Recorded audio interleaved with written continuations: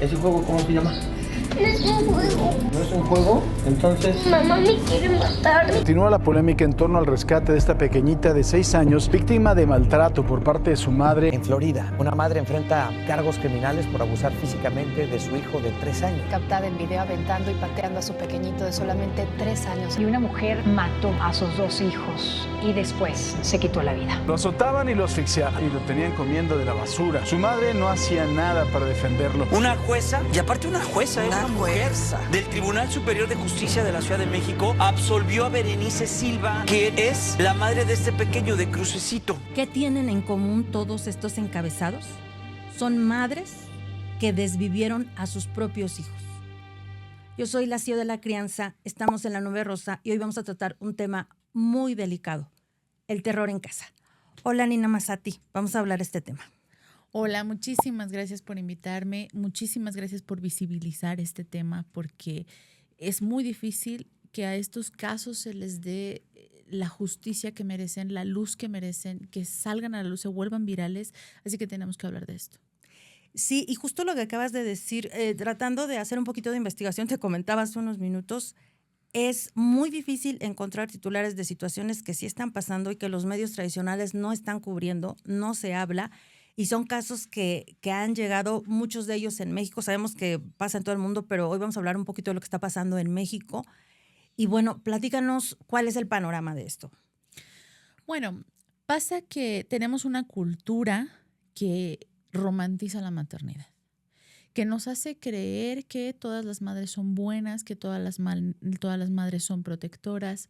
A mí me parece muy curioso que este se considerara un mito del patriarcado, ¿no? Las mismas feministas empezaban diciendo que el patriarcado es el que le impone a la mujer el rol de la maternidad y que todas las madres deben ser buenas y todas las mujeres tienen instinto materno. Pero a pesar de que supuestamente es una idea del patriarcado, el mismo feminismo la retoma para garantizarse privilegios en materia familiar en cuanto al cuidado de los hijos y a la crianza de los hijos. Hay leyes que favorecen que las madres sean las que tengan preferencia para quedarse con los niños, para que se juzgue con perspectiva de género en materia familiar, cuando en realidad va en contra del supuesto mito del patriarcado. O sea, ahí vemos que, por ejemplo, ni siquiera las mismas feministas saben lo que están pidiendo, porque antes el patriarcado era el que les imponía que tenían que criar y ahora las mismas feministas reclaman que solamente ellas deben hacerlo para tener ese control. Entonces, existe desde allí ya una contradicción total. Entonces, las mujeres son igual de capaces para ejercer violencia como los hombres. Las mujeres también son violentas. ¿Y a dónde se dirige esa violencia? Principalmente hacia los hijos, porque la naturaleza de la violencia que ejerce el ser humano es irse hacia tu inmediato grupo vulnerable, el inferior a ti, digamos. Entonces los hombres violentan más a las mujeres y las mujeres violentan más a los niños, que son más fáciles de dominar y que tienen bajo su completo control. Me acabas ahorita de recordar, justamente, fíjate que platicaba yo con una mujer, es una mujer que bueno, tiene una historia muy fuerte y ella estaba casada justo con un hombre alcohólico. Ella platicaba y nos conmovía, ¿no? Porque justamente en esta dinámica de alcoholismo él se perdía y llegaba y la golpeaba.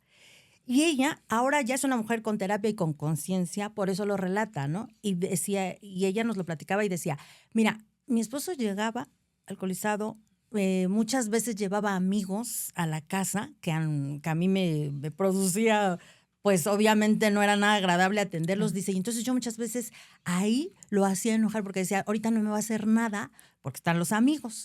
Dice, y el marido, dice, me hacía así como de, vas a ver, dice, yo ya sabía que después de eso, porque yo lo había provocado, venía una golpiza, o sea, lo había provocado en el sentido de que ella lo picudeaba, de que ahora siempre te obedezco, hoy no te voy a obedecer, ¿no? Entonces, cuando venía esto, decía, y si después de eso me ponía unas golpizas horribles, yo quedaba resentida, enojada e impotente porque yo no me podía poner con él. Fíjate, ella tenía muy claro y decía, físicamente él siempre me iba a ganar. Dice, pero yo entonces, con este sentimiento que hacía, dice, lo ejecutaba a los más inocentes, que eran mis hijos. ella tenía esa conciencia de decirlo, y decía, no soy tonta, yo no me le iba a poner a él porque él me iba a ganar siempre físicamente. Dice, pero sabía que alguien no me iba a ganar y esos eran ellos. Entonces ella platicaba, ¿no? Obviamente había secuelas, estos chicos al crecer tuvieron un gran problema, tenían obviamente después problemas de adicciones, etcétera, etcétera. Y ella sabía que se había logrado este daño. Pero a lo que me refiero es que estaba justo esto que estamos hablando, esta jerarquía de la que tú hablas, consciente o inconsciente, porque ella ahora lo relata con conciencia después de tratar esto, aceptarlo e ir a terapia. Pero en su momento su instinto era esa, voy y ejecuto, ¿no? Y entonces estamos viendo justo esa parte de romper ese mito de no todas las mamás son buenas, ni son esta idea maravillosa de que nos besan, nos abrazan, nos cuidan y nos protegen. Ellas muchas veces son las que inician justamente estos actos de violencia o muchas veces incluso hasta los fomentan, ¿no? Sí. ¿Qué pasa ahora entonces ya cuando vemos estos niveles, ¿no? Porque empezamos ahorita leyendo unos encabezados terribles. ¿Y qué está sucediendo? Concretamente hay un caso que ahorita nos está llamando la atención en México y me gustaría que lo platicaras un poquito y por qué la importancia de este caso. Bueno, te refieres al caso de Mireya, ¿no? Ajá, la que ahorita me dices que está. Sí, el caso es que este caso de maltrato infantil se vuelve muy particular porque generó cambios en nuestras leyes. En México logró legislarse la alienación parental, pero hubo un caso muy importante en el que a la madre se le retira la custodia de sus 3 hijos porque la jueza alegó que había alienación parental. Los niños decían que el padre los abusaba sexualmente, se detecta que hay alienación parental y entonces se le iba a retirar la custodia a esta madre. Y para evitar ella que se le quitara la custodia, ella desvivió a sus 3 hijos, se suicidó, todavía incluso intentó también que murieran sus padres, pero sobrevivió, me parece que sobrevivió su madre. Wow. Bueno, después de estos hechos se comprobó, salieron a la luz grabaciones de audio que comprobaron que sí había alienación parental. Y a pesar de ello, en México, la alienación parental a raíz de estos hechos se derogó. Y a esta mujer le aplaudieron en el Senado como víctima. ¿Qué es alienación parental? Es una forma de maltrato infantil que se ejerce de manera psicológica contra los hijos para manipularlos y rechazar a alguno de sus progenitores. O sea, aquí la alienación parental es neutra, no es de uno contra otros, es un padre contra otro. Es manipular a los hijos para que rechacen a su padre, para que no quieran verlo al otro progenitor. Y eso es violencia psicológica. Eso es alienación parental. Entonces, en este caso había un caso de alienación parental. La madre aleccionaba a los niños para que los niños dijeran que el padre los abusaba sin que eso fuera cierto. Ahí la gravedad de lo que estamos mencionando. Exactamente. Y no solamente es grave porque el niño rechaza a su padre y demás. No, es grave porque si el niño realmente lo cree, porque el niño lo cree, porque la madre lo convence, es que tu padre te hizo, es que tu padre te hizo acá, te hizo allá. Entonces el niño confía en la madre y lo cree. El problema es que lo cree y entonces empieza a sufrir los mismos efectos de que si le hubiera pasado en realidad. Y lo cruel de todo esto es que entre más el niño lo cree, más se beneficia a la madre, porque mejor salen los periciales a favor de lo que busca la madre. Salen las pruebas psicológicas a favor de lo que dice la madre, porque el niño está total y completamente que lo cree que sucedió. Entonces, cuando se busca los periciales psicológicos para ver si respecto del abuso, no sobre la alienación, sobre el abuso, pues sale que sí, porque el niño genuinamente lo cree, porque su madre así se lo ha dicho. Entonces, por eso se necesitan estudios periciales que detecten la alienación, cosa que es muy difícil de hacer actualmente porque se derogó, precisamente por eso. Entonces, el término de alienación parental se ha convertido en un término que no les gusta hoy a los jueces mencionar. ¿Por qué? Precisamente por ese hecho, ignorando totalmente que se había comprobado que después de todos estos hechos se comprobó que sí existía, que sí había. Bueno, eso ya no lo quieren mencionar, eso ya no te lo dicen, ¿no? Ujú.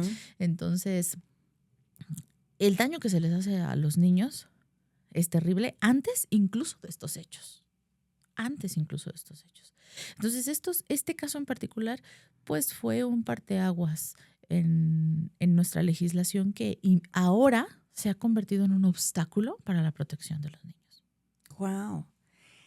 Y como esos, digo, tenemos varios casos que a mí sí me gustaría que tú los fueras relatando. Y quiero ser muy clara, mi intención y nuestra intención, creo yo, no es el morbo, ¿no? Porque estamos hablando de cosas muy fuertes, tipo nota roja, pero la idea no es morbosamente exponer. La idea es dimensionar que esto no es un tema que se pueda olvidar fácil o que se deje pasar. Son vidas, y son vidas de pequeños que además ahorita por eso lo planteamos como realmente inocentes completamente, en un juego a veces de poder de los papás y Claro. mucho precisamente el daño que está haciendo la mamá en este caso. Y nos platicabas que estamos ahorita que hace unos días acaban de exonerar a una Sí. madre, ¿no? Este caso, ¿nos lo puedes platicar un poquito? Sí, mira, este caso es muy útil para el análisis porque es el caso del niño Crucito. Si lo han llegado, así es como se viralizó. Uh-huh. Es un caso de un niño que falleció como consecuencia de los golpes que le dio su padrastro. Por supuesto, todo esto en complicidad con la madre. El niño presentaba desnutrición. Y hay videos, y esto es lo fuerte, hay videos de los vecinos viendo cómo el niño en los huesos sale a buscar comida en la basura. Wow. ¿No? Entonces, a su muerte detienen al padrastro, por supuesto, y a la mamá que estaba embarazada, la mamá, y los detienen. Esta semana, tendrá apenas una semana que absolvieron a la madre. Absolvieron a la madre que ya tuvo a su nueva bebé, a su nueva hija, y ella pues ya se fue a su casa completamente libre de cualquier acusación. En esta misma semana también se dio a conocer el testimonio del padre. Del padre. El padre biológico. El padre biológico del niño, que habló sobre que la madre lo dejó, se llevó al niño y lo dejó por el otro. Ajá. Y se lo llevó. Y entonces me parece muy curioso este caso para analizarlo desde las opciones que tenemos en materia familiar, porque por supuesto los comentarios que hay hacia este video de este padre es: ¿pero dónde estaba él? ¿Pero qué hizo él para proteger a su hijo? Ay, ahora sí dice que le importa a su hijo, pero ¿dónde estaba cuando lo necesitaba? Y parece razonable, parece un reclamo razonable, pero en realidad, ¿qué hubiese podido hacer siendo realistas en el marco de la legislación mexicana? Absolutamente nada. Nada. ¿Por qué? Porque si la madre se fue y se llevó al niño para irse a vivir con otro, si él hubiera ido a denunciar la sustracción de menores, el MP le dice: no procede porque es la madre, ¿no? Si él con sus propios medios hubiera ido a investigar dónde estaba su hijo y hubiera visto y se lo hubiera llevado en ese momento, a él sí lo pueden denunciar por sustracción y ahí sí procede, aunque sea el padre, ¿no? Ok, la ley nos está marcando esto. Sí. Esto me sorprende. No, la ley, el delito de sustracción de menores se diferencia la sustracción del secuestro porque la sustracción la comete un familiar. Uh-huh. Ese puede ser el padre, pero también puede ser la madre. De hecho, así está. Es una creencia, una regla no escrita que los MPs, incluso hay abogados replicándolo y diciendo eso, que la sustracción de menores no procede cuando se los lleva la madre. No es cierto. Eso no es cierto. Hay que presionar un poco más, sí, pero sí se puede poner la denuncia. Entonces, pero si el padre va con un abogado, no. El abogado le va a decir: no procede porque se lo llevó la madre. El MP le va a decir: no va a proceder su denuncia porque se lo llevó la madre. Entonces, pero si él va y él hubiera investigado dónde estaba su hijo, se lo hubiera llevado, a él sí se lo hubieran llevado preso por sustracción de menores. Y ahí sí hubiera procedido, ¿no? Okay. ¿Qué pasa o qué hubiera sucedido si lo hubiese hecho todo mediante un juez? Pues el juez, por perspectiva de género, no puede hacer nada en contra de la madre. La madre basta con que diga, no es cierto, él me está acosando, él está viniendo aquí a la casa. Le hubieran puesto una medida de restricción para que no se acercara a la casa. Entonces, si el padre hubiera pedido la custodia, porque hubiera dicho, yo quiero la custodia de mi hijo porque está siendo maltratado y demás, la madre podía denunciar al padre por violencia vicaria. Wow. Los padres en México tienen amarradas las manos. No pueden proteger a sus hijos. Es bien fácil decir y juzgar a ese padre. Digo, ignoro si él hizo todos estos casos, pero en general hay muchos padres que buscan la manera, ¿no? Muchos incluso lo hacen a lo mejor mal, pero muchos dicen, híjole, no sé dónde está mi hijo, no le voy a dar pensión alimenticia a ver si así aparece. A lo mejor si le dejo de dar pensión, viene la señora y me reclama y así me entero dónde están mis hijos, vaya. Ay, no, es un deudor entonces. Y también puede denunciársele e ir preso por eso. Entonces te das cuenta que en realidad los padres no tienen para dónde hacerse. O sea, se nos hace muy fácil decir, ¿dónde estaba el padre? ¿Dónde estaba el padre cuando el niño lo necesitó? Sí, pero cuando las madres dicen, ay, mi ex me acosa, ay, mi ex no me paga pensión, todo el mundo las protege. Entonces, realmente no tenemos para dónde hacernos y los padres no tienen mecanismos para proteger a sus hijos de estos abusos y de estos maltratos. Por eso este caso se vuelve tan significativo porque yo creo que deja ver todas las fallas. Todas las fallas que tenemos, no solamente en el sistema judicial, como sociedad, no tenemos mecanismos para proteger a los niños. Sí, porque a final de cuentas lo que estamos viendo es, volvemos a lo mismo, la víctima es, hoy le costó la vida a este pequeño. Claro. ¿No? Uh-huh. O sea, a final de cuentas, sí, ahorita hay un reclamo para el papá. Sí. Hay algo atenuante para la mamá que ya salió. Sí. Pero la vida de él se acabó. Claro. Y ese es creo que el gran tema y creo que ese tiene que ser el móvil porque lo que justo está pasando es que las mamás, muchas de ellas están usando a los niños. O sea, justo es el peón de la jugada, ¿no? ¿Cuántas veces hemos oído que precisamente ahorita que hablabas de las pensiones, ¿no? Ese es el punto de las mamás de decir, bueno, si me das pensión, a lo mejor, o sea, y se nos olvida el derecho, o sea, el niño tiene derecho a ver a su papá, no es el derecho de la mamá ni del papá. Uh-huh. A quienes los derechos que se están violando son justamente del niño, ¿no? Exactamente. Y estamos regresando, centrándonos nuevamente al punto de, final de cuentas, las mamás no están siendo tan las buenas mamás que pensamos y estamos viendo estos casos donde llegan justo a desvivir a los hijos, porque a veces vemos que esto, a mí lo que me preocupa, Nina, es que yo creo que esto, y dime estoy equivocada, es sutil, o sea, a lo mejor ellas, o sea, estas mujeres que vemos estos casos y que estamos leyendo, ya vemos como la culminación de esa violencia que ellas tienen. Pero yo creo que empieza con sutileza, ¿no? ¿Cuántas veces hemos oído de madres que maltratan de muchas maneras, ¿no? Desde golpizas tremendas hasta estos castigos justo de dejarlos sin comer, de no atenderlos, de dejarlos botados, de no realmente ejercer una función protectora de mamás.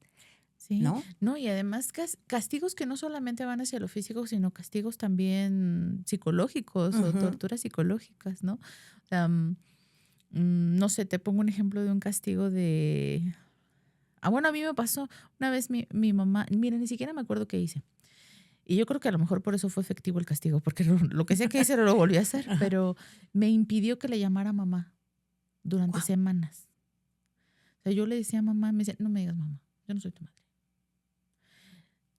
Te digo, no me acuerdo qué fue lo que hice, pero seguramente se quedó tan grabado que no lo volví a hacer porque nunca más me volvió a castigar así, pero vaya, unos castigos, unos terrores verdaderamente...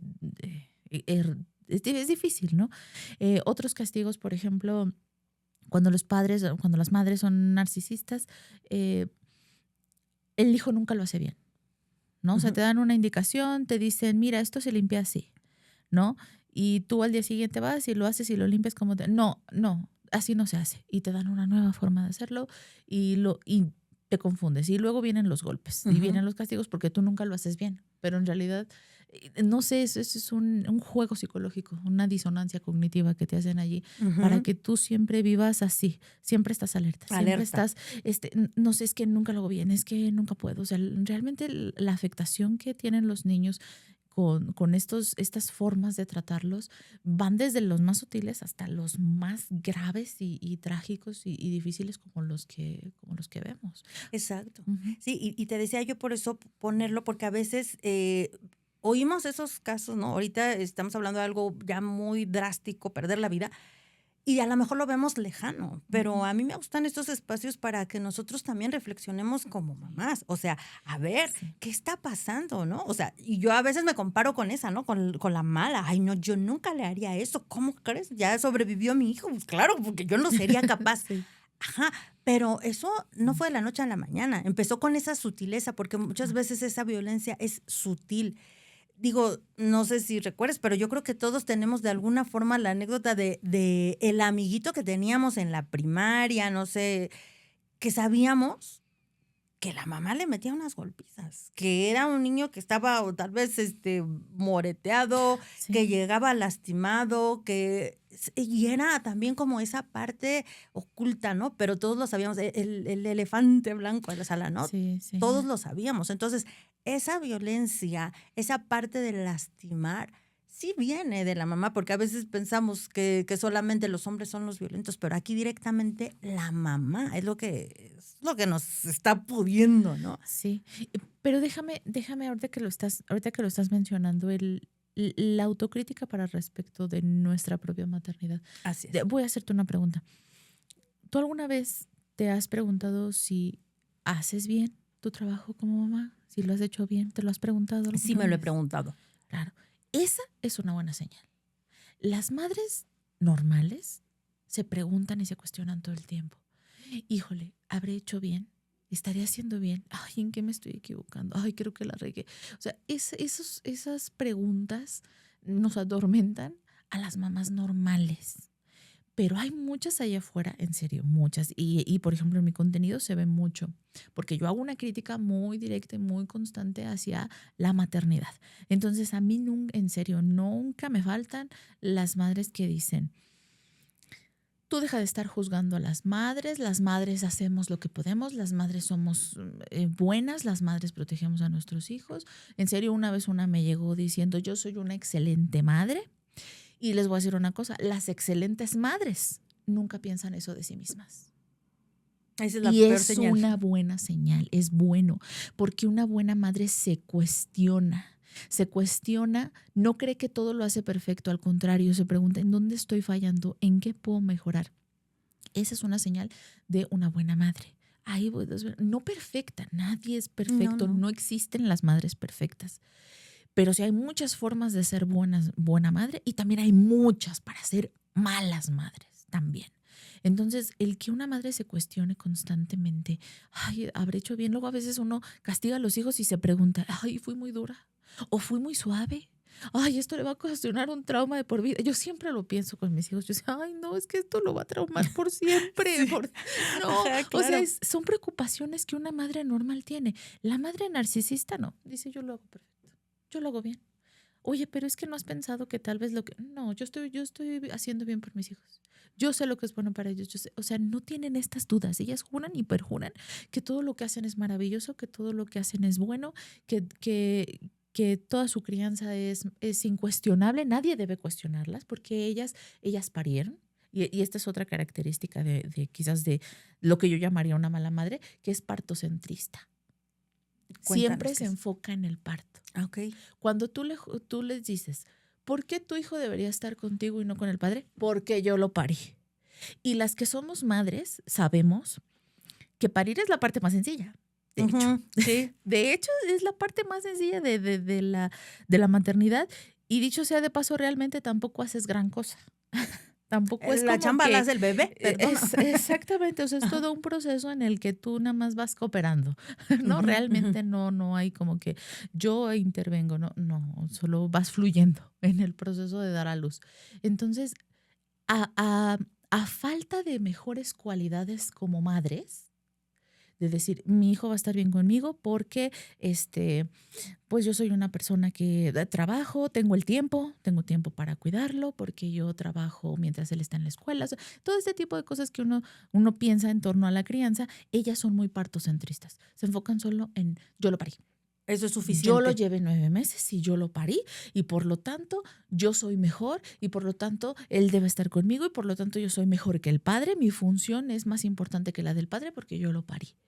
Entonces ahí te das cuenta que carecen por completo de cualquier otro tipo de cualidad materna que les ayude a ejercer la crianza positivamente y solo se concentran en el hecho de parirlos. Que vamos, es el equivalente así que si le preguntaras a un padre y el padre dijera, bueno, se me ocurre. Sí, bueno, ya me entendiste, ¿no?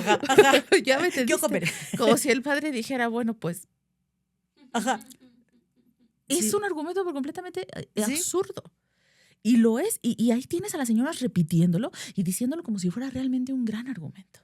¿Y sabes qué me preocupa? Que este argumento también tiene velada la idea de es de mi pertenencia. Cuando yo estoy diciendo yo lo parí, es mío.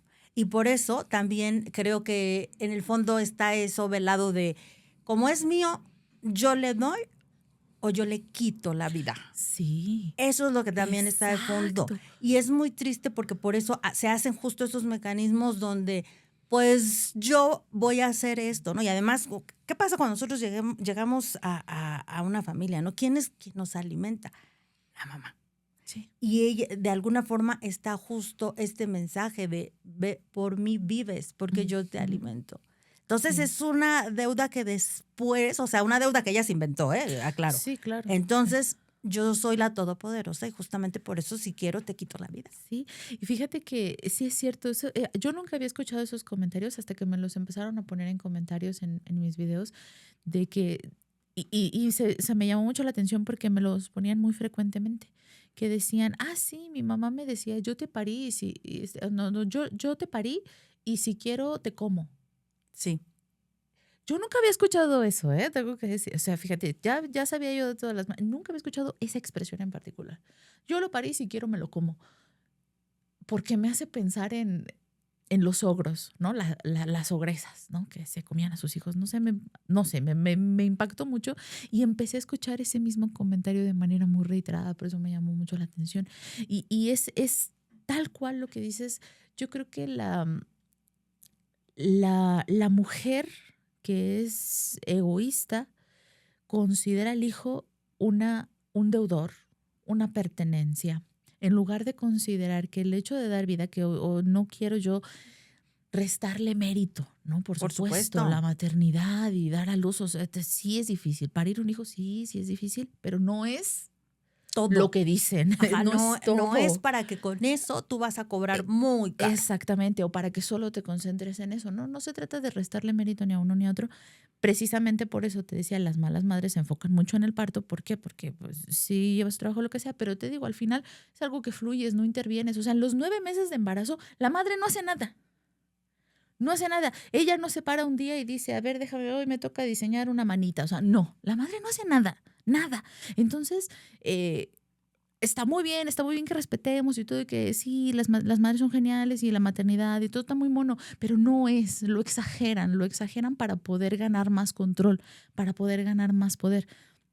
Y justo lo que mencionas, la mujer se queda con, la mujer que desde mi punto de vista tiene una perversión en su sentido de maternidad y que creo que debería conseguir ayuda psiquiátrica, es que considera al hijo como parte de sí misma, una extensión de sí misma. Y entonces el hijo se pierde en la madre y entonces tenemos casos de mamitis y eso seguro te suenan desde hace cuántos años. Entonces realmente son las mismas madres las que fomentan relaciones muy tóxicas con los hijos, de dependencia total. O sea, hijos que si la madre se muere, se lanzan con ella al ataúd porque no saben qué hacer más. Hijos e hijas, hijas también.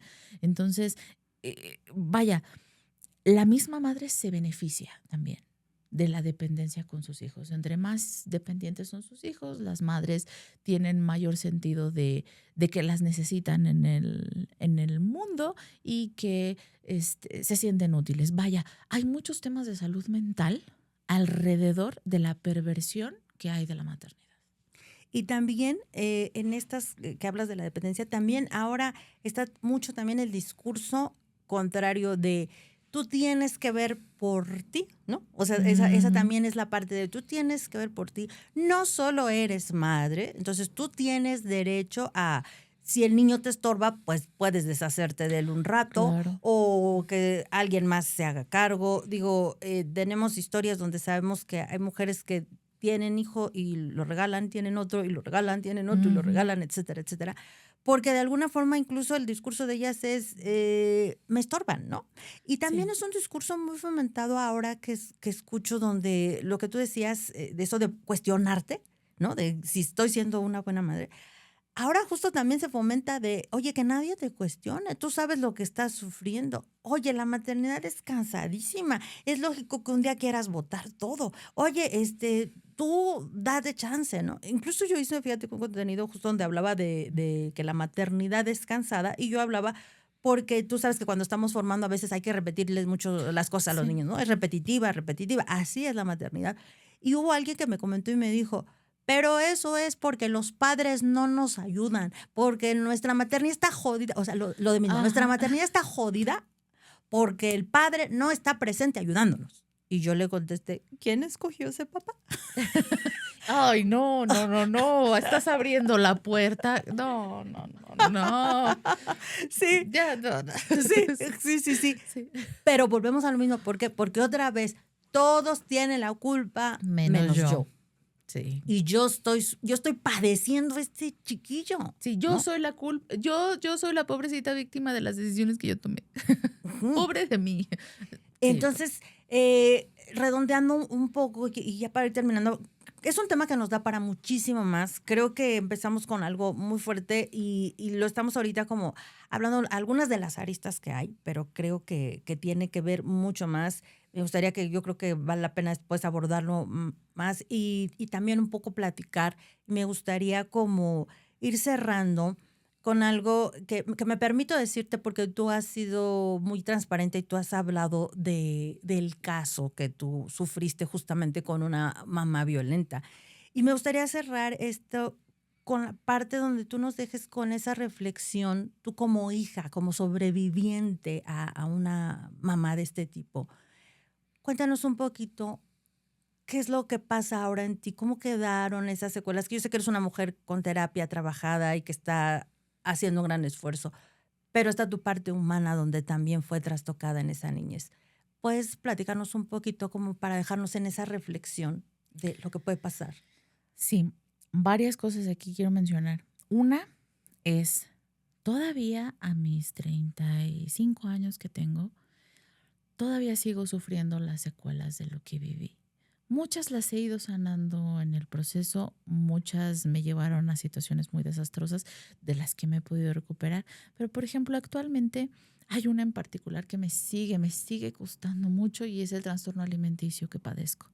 Tengo un trastorno alimenticio por atracón desde que tengo 14 años, desde que sucedió esa situación en la que mi madre intentó quitarme la vida, asfixiándome con un cable de extensión. Desde entonces lo tengo. A veces hay temporadas en las que lo controlo muy bien, otras en las que no. Tengo que decir que el último año y medio ha sido particularmente difícil. Por eso ustedes me ven así, tapándome mi pancita, ¿verdad? Mi pancita que de pequeñita no tiene nada, ¿verdad? Entonces, sigo luchando mucho con eso. He decidido pues en este fin de año que, bueno, empiezan los propósitos y, bueno, a ver cómo voy a hacer para cumplir estos objetivos, tomar la decisión de hacer un bloqueo definitivo con mi madre para ya, digo, o sea, no hablo con ella mucho, pero está allí, ¿no? Siempre. Entonces, no siempre, a veces, pero yo creo que, por ejemplo, ahorita que comento esto y lo hago, pues, vaya, con honestidad, esta es la verdad, esta es la verdad de lo que he vivido, pues he decidido, yo creo, ya hacer un cierre definitivo para poder cortar con toda esa influencia que a lo mejor yo ni siquiera me doy cuenta, ¿no? Que todavía puedo llegar a tener sus palabras, la idea que ella tenía de mí, que me transmitió y que no me permite tener una idea de mí misma, de quién soy o de quién quiero ser en realidad. Y qué es lo que me pone en todas estas situaciones de comerme mis problemas, ¿no? Entonces es algo en lo que sigo trabajando, ¿no? No te puedo decir que lo tengo completamente superado, lo sigo trabajando y es un proceso que, no sé, tal vez me dure la vida completa, ¿no? Pero sí hay 3 cosas que sí he aprendido, que sí me han ayudado y que sí quiero compartir, que son 3 lecciones básicas que yo he aprendido de esta experiencia con mi madre. Y es, número 1, aceptar que mi mamá no me quiere. Eso es algo fundamental, porque muchas veces te dicen mucho, no, tu madre sí te quiere a su manera, pero te quiere, ¿no? ¿Cómo no te va a querer? Es que es tu madre. Claro que sí, solo que pues lo hace como ella puede. No es cierto. Porque cuando nosotros aceptamos esa idea de te quiere a su manera y aceptamos lo que en realidad es violencia como una forma de me quiere a su manera, lo que vamos a hacer es aceptar que las personas nos violentan por amor. Y eso es una creencia muy peligrosa. Yo la sufrí por años. Entonces, no, eso hay que aceptarlo. Mi mamá no me quiere. Y te estoy hablando de un proceso que dura años aceptarlo. Wow. No me quiere. Lo siguiente, lección número 2. El que mi mamá no me quiera no significa que yo no sea digna de amor. Tengo que aceptar en mi ego, porque es el ego el que te dice, ¿cómo mi madre no me va a querer? No. Mi madre, está hablando de mí, mi madre es un ser humano independiente y ella está en todo y su absoluto derecho de querer a quien ella quiera y de no querer a quien ella no quiera querer. Entonces yo no tengo que reclamarle a nadie amor. Yo no tengo por qué reclamarle a nadie amor. Es que tú me tienes que querer. No, ¿por qué? Porque es tu madre, no. Libérala de ese compromiso. Entonces, el que mi madre no me quiera es una decisión de ella. No tiene nada que ver conmigo. Yo merezco amor. Yo soy digna de amor. Ella no me lo quiso dar es porque ella no quiere, que está en todo su derecho a no querer, o no puede tal vez porque tiene un trastorno que le impide en realidad querer a nadie. No solo a mí, a nadie. Solo puede usar a la gente, no amarla. Y solamente está con quienes se dejan usar. Y yo ya no me dejo usar, entonces ya no quiere estar conmigo, ¿no? Entonces tengo que aceptar que es algo que no me compete. Ella en su fuero interno puede decidir y decidió no quererme, pero eso no quiere decir que yo no sea una persona digna de ser amada. Y número 3, aunque ella no me ame, yo sí la amo. Y mi forma de amarla es tomando distancia. Porque si estamos juntas, va a haber una lucha entre lo que yo la amo y lo que me amo a mí. Porque ella siempre va a estar buscando pasar los límites que yo pongo. Y entonces hay de 2. O la dejo que transgreda los límites o nos peleamos. Y al final vivir de pleito no es justo ni para ella ni para mí. Lo mejor es que cada quien sea feliz lejos, ¿no? Y rompamos también con esta idea de, es que es tu madre, ¿cómo le vas a dejar de hablar a tu madre? Mira, mejor que ella sea feliz con las personas que ella quiere o usa o lo que sea, pero que ya no sea mi tema. Y que yo esté aquí sin que nos gritemos, sin que nos faltemos al respeto. Ni ella se lo merece, ni yo me lo merezco. Mejor que estemos en paz, lejos pero en paz. Y esa es una forma también de mostrarle amor. No quererla cambiar. Eso es algo que los hijos con madres de este tipo sufrimos mucho. Es que yo quisiera que mi madre fuera así. No es. Es como es. Ama a tu madre como es. Mi madre es así, siempre lo va a ser. Y mi forma de amarla y respetar su forma de ser es decir, mamá, sé cómo tienes que ser. Sé feliz como tú quieras ser feliz, pero allá donde yo también pueda hacerlo. Y eso significa separados. Y lo último que quiero decir y con lo que quiero cerrar es, tengo un padre maravilloso. Me voy a poner emocional. Tengo un papá maravilloso. Tengo un papá que me sostuvo cuando mi madre me soltó. Tengo un padre que me curó las heridas que me hizo mi mamá. Existen padres maravillosos que a lo mejor hoy se están perdiendo las infancias de sus hijos, pero eso no significa que todo esté perdido, porque puede ser que el día de mañana, cuando sus hijos sean adultos, lleguen a ustedes, hijos heridos, hijos lastimados, a quienes los van a necesitar más que nunca. Sus hijos los van a necesitar para ayudar a sanar esas heridas, como yo tuve a mi padre que me ayudó a sanar las mías. Y al final, y con lo que me voy a cerrar con lo que voy a cerrar mi intervención es: el amor siempre es más fuerte que el odio. Y el amor siempre gana. Wow. No tengo mucho que decir.